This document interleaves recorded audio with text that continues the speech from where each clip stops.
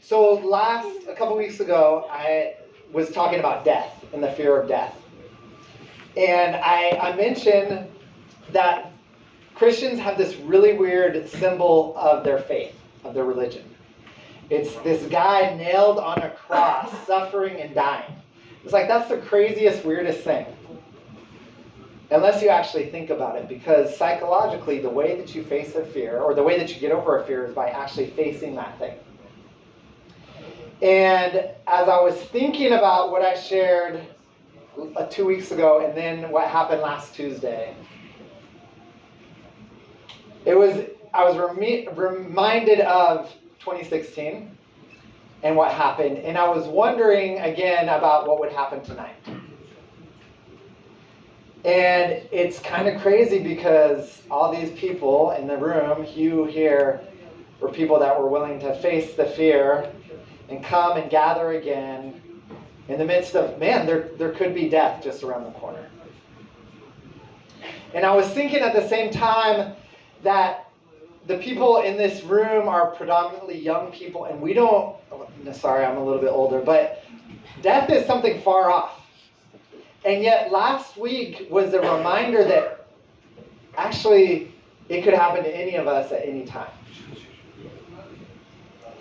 And so it causes us to ask questions that we might not ask in normal times. I was talking to an Egyptian friend last week, and I have a couple of Egyptians in the audience, so maybe I'm wrong, but you can tell me if I'm wrong, but this is what he said. He said, the ancient Egyptians, the ones that built the pyramids, they had a very unique view on life. They said, this life here is very short and very temporary.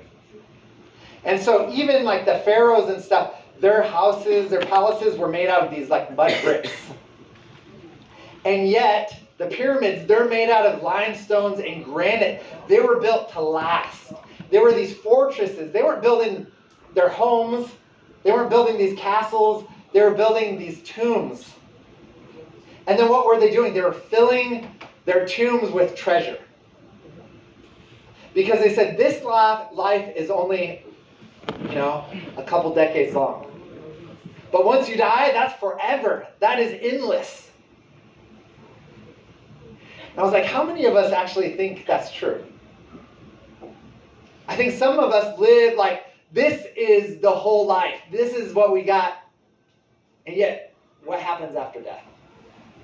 The ancient Egyptians, what they believed is, if the Pharaoh was a good person, that they were going to take his heart and weigh it against a feather, right?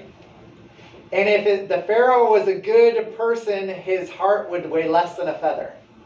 And then the guy told me, he's like, and that never happened. Yeah.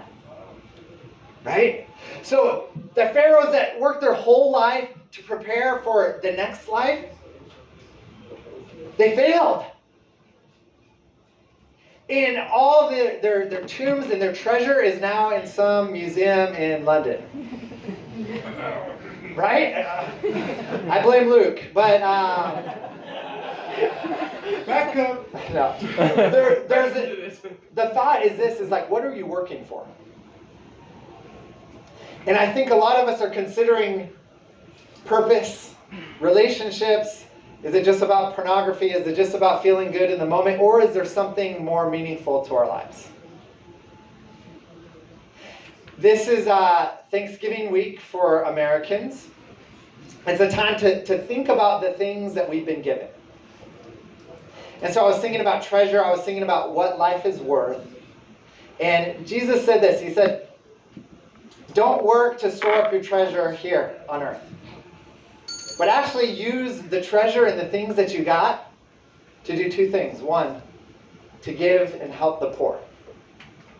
And two, by doing that, by having your values, not like, but how many things I can get here, but by giving away the things that you have to bless others, you actually store up treasures in heaven, where people can't steal, rust can't destroy, and that's where your value is. So you work in this life to be a blessing to others. And that's the most meaningful thing that we can do. Thank you very much.